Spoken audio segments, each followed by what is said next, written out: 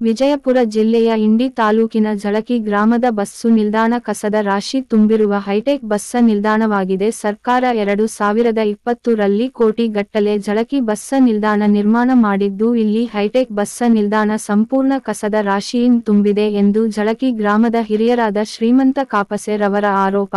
Bus ನಿಲ್ದಾಣದ ಚರಂಡಿಗಳು ಸಂಪೂರ್ಣ ತುಂಬಿ ಗಬ್ಬುವಾಸನೆ ಎದ್ದಿದ್ದು ಮತ್ತು ಬಸ್ಸ ನಿಲ್ದಾಣದ ಪ್ರವೇಶಕ್ಕೆ ಕಸದ ರಾಶಿ ಸ್ವಾಗತ ಮಾಡುವಂತಹ ದೃಶ್ಯ ಗ್ರಾಮದ ಮರ್ಯಾದೆ ಕಳೀತಾ ಇದೆ.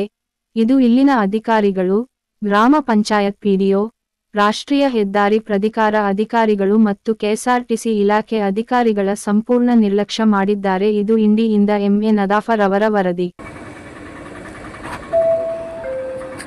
2:20 ಹೊರಡುವ ಸೋಲಾಪುರ ಬಸ್ ಕ್ರಮಾಂಕ ವಿಜಯಪುರ ತಾಳ್ಕೋಟ ದೇವದುರ್ಗ ಮಾರ್ಗದಿಂದ ಹೋಗುತ್ತದೆ. ಧನ್ಯವಾದಗಳು.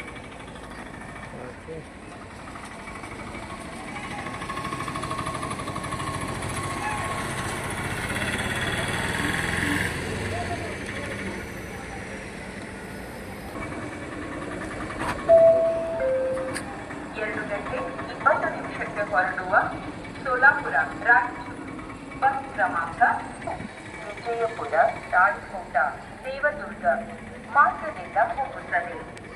ಧನ್ಯವಾದಗಳು.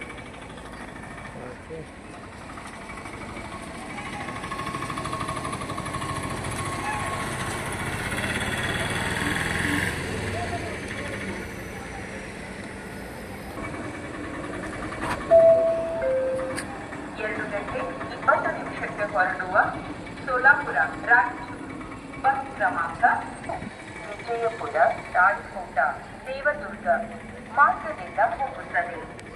ಧನ್ಯವಾದಗಳು.